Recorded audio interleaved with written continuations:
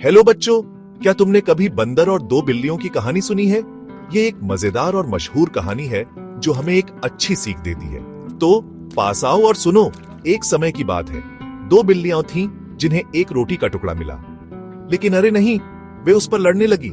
ये मेरी है, एक बिल्ली बोली। नहीं, ये मेरी है, दूसरी बोली। झगड़ा बस जोर से होता गया। तभी एक चालाक बंदर वहां से गुजर रहा था।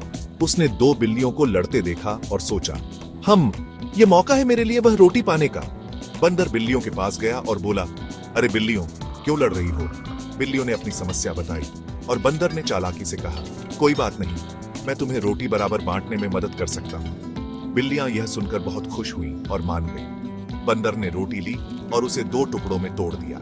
पर अरे, एक टुकड़ा दूसरे से बड़ा था। अरे नहीं, बंदर बोला, यह तो नहीं चलेगा।